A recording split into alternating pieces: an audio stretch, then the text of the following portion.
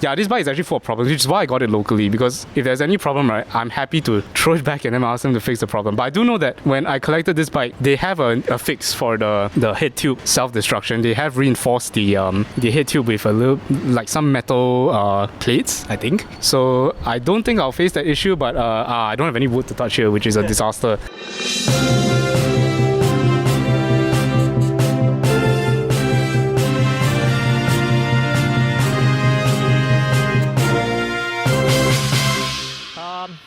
Welcome back to another video, guys. Today I'm here with Ben, Cannondale Supersix Evo, right? Evo, right. And the very first Cannondale on my channel. No, it's not. You had wait. You had that Shopee Supersix Evo. Oh, right. Yeah, the Shopee. Oh shit, man, this is embarrassing. Okay, yeah. Thanks for correcting me, Ben. Thank you so much. I appreciate guys who approach me and they want to film their bike.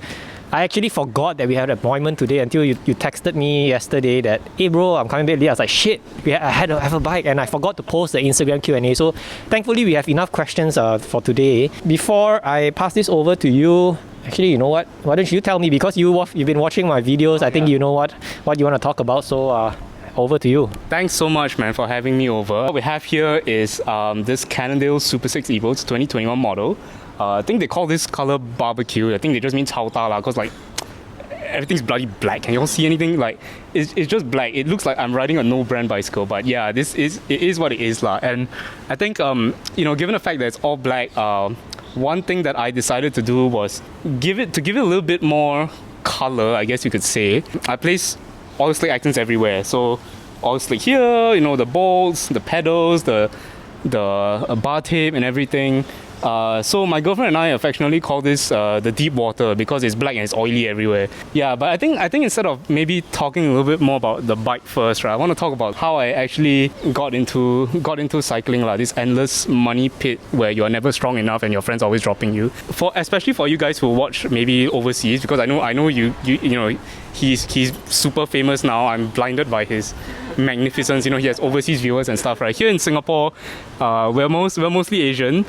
And when you have Asian parents, right, as a kid, you must do everything. You must know how to play music, you must know how to swim, you must know how to ride a bike, because somehow in the future there's going to be a zombie apocalypse where they all cannot swim and hate music and can't ride bikes, right? So I think where it started was when I was a little kid, right? Wow, I was so bad at riding a bicycle, man. And fast forward to this year, I think all of us were getting bored out of our minds, and then someone suggested that we were all getting bloody fat. So they were like, hey, why don't we start cycling? Go buy a bicycle and then let's go around. So that's where I got sucked into this endless money pit, and I'm still like treading water lah. But I did a lot of research, and then I saw that it's a very strong recommendation actually from various places. Like, even if you're just starting out, you don't have too much to spend, you can get a tri-band, those decathlon bicycles, right? And then they were saying, the 520 has 105, which is like amazing for the price. It's only it's less than $1,000, right? So I was like, okay, great, maybe I'll get that. And I looked at it, it's like it comes in stock in 5 years time or something. And then I was like,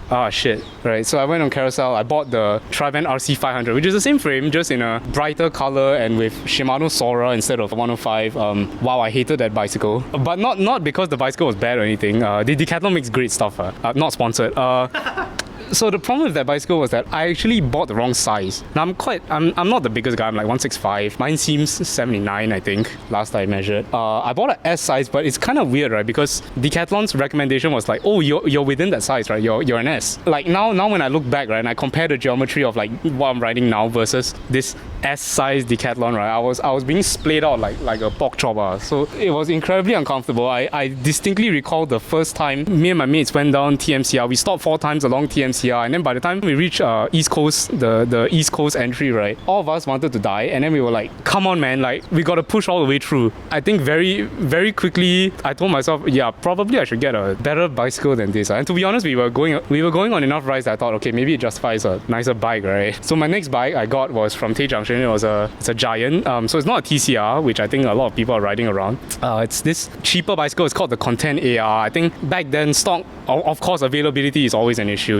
Even now, the key difference was that I bought an XS size, and oh wow, it was a world of difference. Just because it was the right size, it was so much more comfortable. I felt so much more at ease. It just was so much better lah. And I rode that bike. I did quite like that bicycle. I just sold it. I hope it treats its new owner very well. I think how we actually got to this oily mess, right, was that eventually my friends started buying disgusting bicycles. He went from a TCR to an SL7, and then someone else bought a Propel. Another person bought another TCR, and then another TCR, and then I was like, wow, okay, instead of being dropped, right, I'm being lapped actually. So this is a problem. I think I need to reduce the gap, to close the gap. And you know, the best way to close the gap, right, is just kidding, but the best way to close the gap, right, is not to train, is to actually spend more money on your bicycle so that your wallet's lighter and you can actually go a bit faster. But yeah, so just kidding, by the way. I'm actually a weak ass, that's why I'm saying this kind of shit. So that's what we have here, and that's how I landed on this Supersix Evo, which actually, to be honest, right, wasn't supposed to be here until after Chinese New Year, but it's here. Very interesting. That was a mouthful. Thank God I have notes here.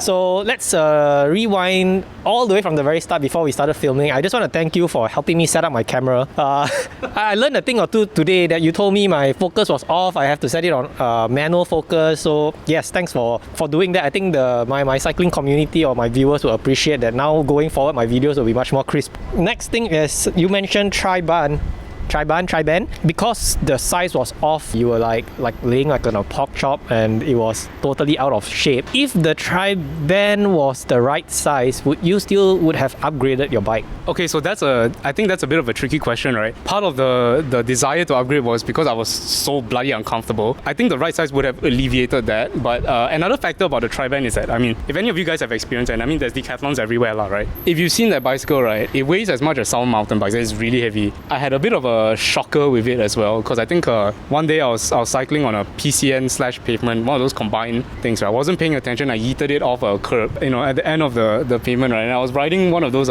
cheap China knockoff Specialized power saddles, right? And I completely broke the saddle off the rails. I think that solidified the fact that like that plus the intense need for chiropractor drove me to upgrade. If it was the right size, I probably would have upgraded still, but maybe it would have taken a little bit longer time now. But then again, you know, with how my friends are, right, they're always looking to spend the next $5 billion on their next bicycle, and I think that would have eventually drove me to upgrade anyway. Because you would say, okay, how long have you been riding? Okay, seriously, to be riding on the road, right, it's only been since early this year. I'm like super noob, to be very honest. I have a bit of respect for you that you started off with a really cheap bike, a tri-band. You moved up to Giant, now a Cannondale. Because a lot of guys I know, when you know they're a COVID cyclist, all they do is, you know, I've got the money, let's go to Specialized, get the latest gadget, SL7, and that's right. The thing about that is, like I've mentioned in some other videos, is that you don't appreciate the cheaper bikes and the performance, right? And suddenly you are just on the SL7, you are just flying. I don't know if you're flying or you're not flying. So when you got the tri-band, do you already know that, you know, I'm going to be a cyclist, I'm going to be riding TMCR at 35 kilometers per hour, or was it just more of a recreational thing that has led you to where you are today? Definitely a recreational thing, and of course, to add on to your point, right, the fact that I got a tri-band, right, was a hedge, because how did I know that I wasn't going to drop off after a month or two, right? You know, if I sell that bike again, I'll lose a bit, but it's nothing compared to like, if I sell this, right, I'll probably need to start begging on the side of the road, you know, to feed myself every day. Like, that's how much money I'll lose. But yeah, I think it helped at the time, right, that all my friends had the same mentality. It's like actually the most seasoned cyclist in my group, right, who by the way has an appointment with you. He's the one with the SL7 now, but he has a background in mountain biking. He wasn't really a road cyclist until this. In a way, like, he's the most seasoned cyclist, right? But basically, all of us had the same process. We were like, don't spend so much money first. I think all of us moved up at the same pace. In terms of, at least in terms of bicycles, right, we kind of moved at the same pace. I guess I'm lagging a little bit. I got this like, and everyone's already on their like super carbon bikes. So I'm like one of the last few to kind of like move up to this. So I think Cannondale is a brand that's not very common in Singapore. You ride around, you always see like TCRs, and of course once in a while you see a Madun. You see a lot of those bikes, right? I think this has not been so common. From my understanding, right, a lot of that is down to a stock issue. When I was looking into what bike to buy so that I don't get spanked by my friends so often, that forced me to take the time to do a little bit of reading, learn about what on a bike makes it behave the way that does. Things like the geometry, the trail, how the bike is set up by the manufacturer. What I found out was that the Supersix Evo, right, is one of the most comfortable race bikes out there. So I kind of set my mind on the Supersix, right? And then I strolled into Hub Leong, and Ryan, very nice guy by the way, he looked at me with a straight face, he smiled at me. I was like, I think the best time to come back is after Chinese New Year. So I went down again, I asked him, and then he told me that this was coming, but in a frame set only. So not a complete bicycle, but I thought, hey, that's perfect, right? So I already bought the wheels, I had the bars, because I had your favorite saddle. As we know from your previous videos, it's very cost effective. Yeah, I mean, I already had all this stuff, right? It makes sense to do a full build. The color, okay, to be honest, right, okay, I didn't have a choice lah. I do like black. I wish it was less black. They have one model which is black with white logos and white stripes. I think that looks a bit better because there's a bit more contrast, but it's okay. I've decided to theme it after an ecological disaster, so that's all fine and dandy. So this bike's actually pretty new. Only got it like a couple of weeks back, but I've already done like 150k on it. You know, the guys at Hub Leong, right, one very unique thing is that usually Cannondales come with their own proprietary bomb bracket crank system, something like that, right? The very first thing he told me was like, don't use it. We'll put a normal bottom bracket on it that can take Shimano cranks. So he said, oh yeah, because the Cannondale ones creak like a mother, and I was like, okay, yeah, I did see that in the research, but so far this setup hasn't given me problems, so I'm quite very, very happy with this. I don't think I'll be changing my bicycle. What is price? In the interest of not being kicked out of my home, right, this is confidential. Maybe I'll send it to you in one of those Mission Impossible self-destructing messages, and you can put it on the video screen. Yeah. Okay, what about weight then? Good question. I haven't weighed it. Okay. Estimate. It's somewhere between 7 and 8.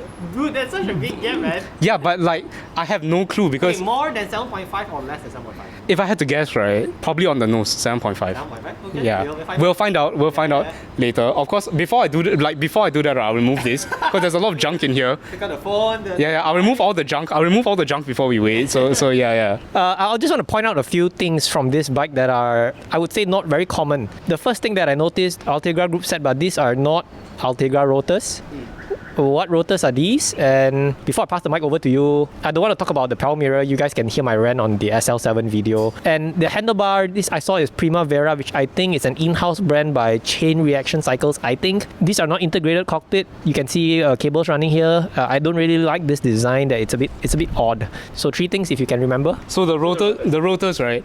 These are RT70, I think. They're 105 level lah. Why I haven't changed them is because they work. Simple as that. Like I got this wheelset when I was riding my Giant. It was only after the point where I thought, okay, I'm doing this often enough, right? Maybe a set of wheels that I can continue using no matter what bike I have was a good idea lah. And at the time, I got a great deal on these barely used 105 rotors. I just put them on. They still work, and I think that leads us very nicely to that bar, right? So you're right. It's a Chain Reaction in-house.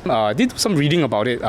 This is like a Gen 2 version of the bar. You know, they made it stiffer compared to the previous one, and the price is just unbeatable lah. I mean, it's a carbon aero bar. It ran me like $210 or $220. That's really cheap, like compared to literally everything else that you can find on the market, like for carbon aero bars lah. And I think they look good. I got these in 38 cm. Previous bike I had was the Giant was 40 cm, which actually when I went for my bike pre-fit, they said I was a 41 across. But subjectively, I felt the 40 was a bit wide. The 38s, I feel very comfortable on this. Bonus, it's a little bit lighter. Finally, right? Okay, let's go on to that headset integration. Now I don't care that there are some wires there because frankly speaking, right, you should have seen my Giant. It looks like a you know, TCR has, yeah, it's like that lah. You know, like the wires are running everywhere, and you know, sometimes your leg hits them and wow, oh my god, that's really annoying. So the thing about this is that this frame design it's from 2019. Brands were grappling with how to integrate cables into a frame, right? And through not running the stock Cannondale integrated bar, which by the way it's a nice bar, but it's twice the weight of this. There's some cable visible. I don't mind. I don't care. When I'm riding, I can't see them. When most people look at a bike, they only see that much. As for the headset design, right, this bike, right, has a head tube self-destruction problem for the early models because of the way that the cables are routed into this cavity in the headset, right. They put a stereo stop at the bottom. Unfortunately, the stereo stop, they made it out of steel. It would regularly consume the carbon fiber on the head tube, which in addition to the fact that the early frames, right, also couldn't run SRAM force without rubbing the frame on the highest gear. Yeah, this bike is actually full of problems, which is why I got it locally, because if there's any problem, right, I'm happy to throw it back and then ask them to fix the problem. But I do know that when I collected this bike, they have a fix for the head tube self-destruction. They have reinforced the head tube with a little, like some metal plates, I think. So I don't think I'll face that issue, but I don't have any wood to touch here, which is a disaster. I have another hot take aside from the cycling computer, right? I think cycling shoes are super ugly. I know right, I'm about to be hung from the top of that roof by like a cyclist mob, right? But like, yeah, like, you know, before this bicycle, right, I was running flats because I couldn't stand how ugly cycling shoes are. And then I found out that Adidas makes these Velo Sambas, right, which have clips in them. they're mountain bike cleats lah. I was like, okay, maybe I'll try clipless. And then I saw these Crank Brothers pedals, right, which fit the ecological disaster theme. So I was like, cool, right? I'll get them. And I hope I don't fall over too much, which is, you know, is the same for everyone who, even if you go road cleats lah, it's the same, right? Like when you first go into clipless, you are going to fall over. I have nearly fallen over quite a few times already, but do I lose watts wearing these? Yeah. Do I care? No. I'm here to enjoy myself. And that's not tied to how much power I'm putting out because I'm going to get dropped anyway. Do you know Durian Rider? Oh, yeah. Have you seen his video? So I think he somewhat is on your same thought level in terms of pedals because he says he rides mountain bike pedals and mountain bike shoes on a road bike because it's more easier to walk and stuff. And I think on road shoes, you can't really do that. And just ease of use, you can walk around and not be in a tense mood because that's why I think some roadies are so like, because they have to walk in road shoes all the time and it sucks. I hate walking in road shoes. Carbon on the ground, it's just like crunching and scratching and chopping around. So there you go. Mountain bike shoes. I've never ever been dropped because I use mountain bike shoes. Matthew Vanderpoel uses mountain bike shoes in the cyclocross, cross country, etc. Good enough for those guys and girls, good enough for us. I'll leave it there. You do what you want to do, what makes you happy.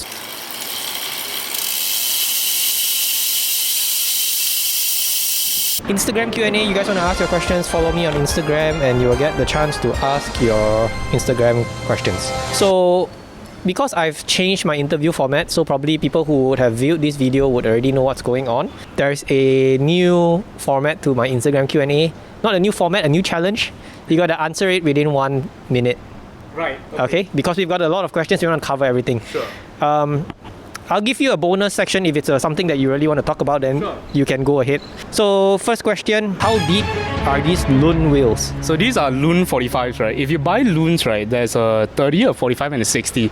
So they're all at the same price and I thought literally the middle of the road option was good. You get the aero benefit, it's still relatively lightweight and they're all the same price anyway. So you know if you really wanted like super aero wheels, right, like the 60mm depth, right, they're the same price. And Marco from Winspace Singapore is a very nice chap. He'll set them up very nicely for you and the wheels have been very good lah. I've been using them since the Giant and they have served me very well. Again, no wood to touch it. I haven't got a single puncture or any problems with the wheels. Why Lun and not Hyper wheels, and how does these wheels perform? One factor is the grass thing. I keep coming back to that. But another thing is that Hyper wheels, the early batches had creak problem with the spokes. So they run proprietary carbon spokes and you guys can see like Cam Nichols doing his video on how to fix that and all that sort of stuff. That bundled with the fact that they were more expensive, I was like, you know, these are good. Like they're from the same manufacturer.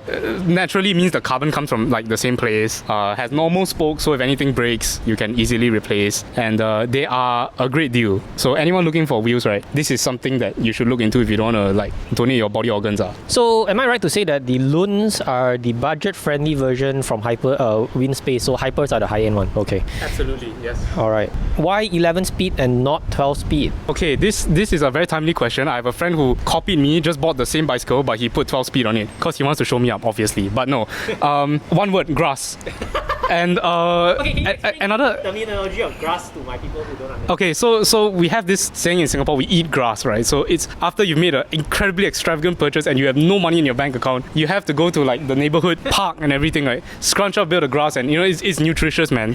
I don't like the taste, but yeah. Okay, but to add on a little bit about 12 speed, right? So there is a price differential between 11 speed and 12 speed. Of course, there is also, you know, obviously one more gear lah, and the shifters are wireless. Right, and then they say the shifting is like a bit faster. So this guy on YouTube, right, his name is John Maloney. He's incredibly rich, so no grass problems. He has two tracks, right? One of them has the old Dura-Ace 11-speed Di2. He just got a new, I think, Imonda or Madonna, I can't remember, with the 12-speed. He does like comparison videos of literally like him shifting it at the same time, and then like slow-mo of it shifting. Right? I watched that video, I was like, there's almost no difference. The extra speed on the 12-speed, right, is somewhere in the middle of the cassette, which is great. I mean, like to balance your cadence and whatsoever, right? But I'm still gonna get dropped, so what's the point?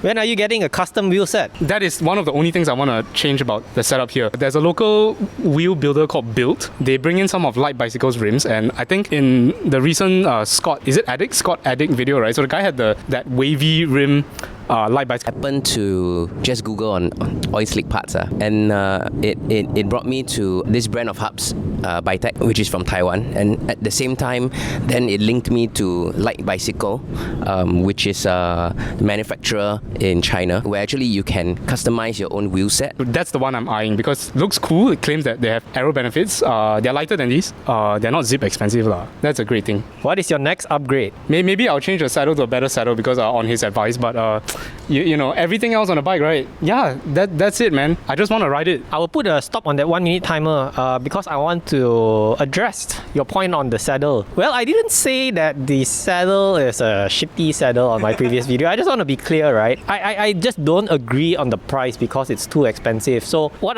is your take on this saddle? I hate the price. Let me get that straight. I hate it. Unlike some people, I got this at retail price and I still hate the price. I've been through 5 saddles. This is by far the most comfortable. It's not even close. Like outside of cycling and everything, right? Quite into tech. So I have a certain respect for the technology that goes into this. It's not as complicated as a lot of people think, but it's still cool nonetheless. Like I don't know if you've seen Specializer's promo videos, right, where the thing literally like floats out of the bath of whatever this stuff is, right? It's just so cool. It's like something out of Iron Man, right? Like as you pull it out of this vat of liquid. But I mean, aside from it being cool, right, it is by far the most comfortable saddle I've ever ridden, and it fits the nature of the bike because, as I mentioned, right, this is one of the most comfortable road bikes, and I think this kind of completes it, right? This thing is so comfortable. I haven't done RTI on this, but I think that it's going to be a lot less painful than it was on the Giant. Again, I am in no position to comment whether it's good or bad. I have not owned it. I have not ridden it long enough. I've only just sat on it for like 5 seconds on my friend's bike. And surprisingly, in my cycling group, out of 10, 8 people are on the Power Mirror. And I actually did make a video, so subscribe to my membership and you'll get to see that video where I do my ride vlogs. Okay, moving on. That saddlebag looks so out of place. Old habits die hard lah. To be honest, right, I had a bigger saddlebag on my previous bike because at one point as a new cyclist on a cheap bike, I wanted to have everything with me. I learned over time that's not necessary lah, right? And some of y'all may have noticed that I don't have a Garmin mount out front and I have my bloody phone up there. So being a tech enthusiast, right, I cannot stand the thought of spending $400 to $500 on a device that is so stupid. Like the Garmin as a device, right, is a cheap piece of computing trash. That's so dumb. Like if you spend $400 or $500, right, you get a very powerful Android phone that can do everything that you want it to do. So it goes against my very being to buy a cycle computer. The only cycle computer on the market, right, which appeals to me is the Hammerhead Karoo 2. At least it's Android. You can put shit on it and it can do things aside from being a cycle computer. So I use my phone as a bike computer. As you can see, it's incredibly aerodynamic. But previously I was using my old phone, right, and that thing had garbage battery life. So there is actually a power bank in here. Like I said, old habits die hard, but I'm really looking to get rid of it. And once I get rid of it, right, I can shrink the saddlebag even smaller. This is specialized. I think they call it SWAT. So it attaches directly to the mount on the saddle. One great thing is that if I want to downsize to make a smaller version of this, I can just pop it out and pop the new one. It looks so much nicer without the saddlebag. I know. Old habits die hard. Don't worry, I'm learning. I have to disagree with you on the cycling computer. Let me explain myself. So I used to have that thought like you. So I would be riding on my previous bike, which was a SL6, and I had like a $20 cat eye cycling computer, right, which just only measures speed. And that's all. But then I was, you know what? I'm going to try and I'm going to splurge on a Garmin, which my very first legit cycling computer, which is the Garmin H530. I got it for $400, and it changed my world in terms of training because the Garmin has so much functionalities in that. Again, it depends on you, right? Are you going to be someone who really wants to train hard? You want to see your matrix, your FTP, all that bullshit? But if this works for you, then it's fine because I also have a power meter, so I get to see all those readings and I get to digest my ride. I see where you're coming from, right? But the app I use can connect to power meters. It is connected to my speed sensor and my cadence sensor. If I had a power meter, it would connect as well. It shows me all the same stats. It's the same lah. You know, it uploads to Strava for me. It's exactly the same. The only difference is I have a bigger screen. I mean, and it's a bit heavier and a bit less aerodynamic. Yeah, okay. I already bought the phone, so I'm gonna use it, right? Like that's kind of my perspective on this. And to add, right, I'm not training to become Chris Froome. Nowhere even close. As I mentioned, right, I cycle to escape. I'm not as extreme as that SL7 guy you had on, which was like, oh, I don't bring any gadgets with me, but yeah, I guess I'm in between in that regard. So back to that last point, just one more last debate from me. It's like a parliamentary debate. So I think it's more like a cyclist thing, right? You need to have a cycling computer. It's not complete. Then again, it's really up to you. It's your bike. Do what you want to do with it. I mean, personally, I'll never put my phone on top of it, just because of looks. I want to look pro. I want to follow the pros how they do it, and that's just my opinion. So can I stop you there? Sure. Okay. The saddlebag looks as big as the saddle. How about using your jersey pockets for a cleaner look? In my quest to eat less grass, jerseys are things that I haven't spent on until recently. You are right, I can use jersey pockets. I just don't like the idea of gunking up some things with sweat. I don't know. Again, this is a mental thing. Old habits die hard, but definitely something I'm looking at lah. You mentioned about BB creeks, so the question is, any BB creeks so far? No, because of Hablong's wisdom and the fact that they charged me for the bottom bracket lah. But the creek problem is really only with Cannondale's own bottom brackets, and I don't know why. Like, I don't know why they decided to make it so shitty, but yeah, it is what it is lah. Since I'm running Ultegra, like normal Ultegra cranks, no noise whatsoever. Also, you mentioned just now that this Cannondale normally comes up with their own crank set. Not sure it's called a crank set or just a crank. It is called the Spider Ring crank, which is one of kind, super light. Why didn't it come with that? So, interesting thing, I did buy a Spider Ring because the Spider Ring comes on its own. You can purchase it as a separate item, and originally I was going to buy a complete bike, so I thought I would just throw the Spider Ring on there. And then Hablong told me that yeah, you can use a Spider Ring if you want it to creak from the moment you sit on it. And I'm like, okay, maybe not. Through the power of eBay, I sent it back and got a full refund. I love this question. Why is it still not a Super 7 yet? Okay, I think this is something that a lot of y'all don't know, right? There's a reason why it's called the Super 6. 6 is the elemental number for carbon. When Cannondale originally came up with the Super 6, right, that was where the name came from. If I'm not wrong, I might be wrong, I'm not 100% sure, but it was their first bike which was true, a carbon bike, and that's why it's called the Super 6. But yeah, I think you can apply for a job at Cannondale Marketing. Maybe you'll get your way and there'll be a Super Infinity or whatever you want to call it. I think this is your friend. How does it feel being the catalyst behind all your friends buying Cannondale? I reserve all my comments. Okay, I don't know why, man. I don't know how it happened. Like, I got to this bike on my own. No one knew that it was here until I showed up one ride with it. All of a sudden, there are 2 people in my group buying a Cannondale. I don't know lah. The world is a mysterious place. How much would you resell this bike for? I'll turn it into an NFT and sell it for $1 million. I love this bike so much that I don't even entertain that thought. So maybe come back to me in like 4 or 5 years when there's like 20 speed group sets or whatever, and then you might get an answer from me lah. Okay, I'll tweak that question then. Do you think if you were to sell it now, would you make any loss on it?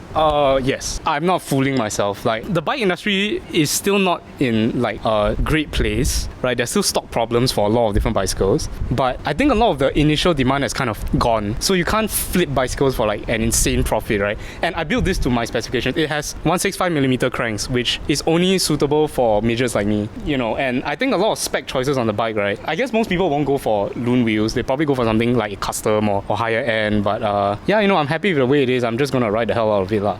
You've been watching my videos. You know the question? Do I still need to ask? Just ask it. Okay. Are you subscribed? I'll do you one better, man. I pay you $3 every month. Ladies and gentlemen, I would like to make a plea to you. This chap right here is going all around Singapore showing you the interesting bicycles. All you need to do, right, is for one ride in a month, right, don't buy an isotonic drink or don't buy an energy drink. Suffer the leg cramp down TMCR, but you get to support this amazing gentleman who is literally spending his time and effort going around Singapore, showing you guys interesting things. And to be very honest, for me, it's been very informative. I love hearing about what people think about their bicycles, and as much as he does, and all of you do, and like I said, is you only have to bonk once a month and you get to support him. Thanks so much, man. Thank you so much. I'll remember you for life. As long as I continue doing YouTube, hopefully this channel continues to garner as many views and subscribership. So I think that's it. Thank you so much if you have been, you know, you've hung on until 52 minutes or however long I'm going to plan to cut this. And Ben, thank you so much again. It's been a pleasure. Yeah, thank you so much for teaching me with camera, and I'll see you around. Yeah, subscribe, man. No, you don't have to pay me if you don't want to pay me. But yes, thank you so much for subscribing and being a member. Bye bye.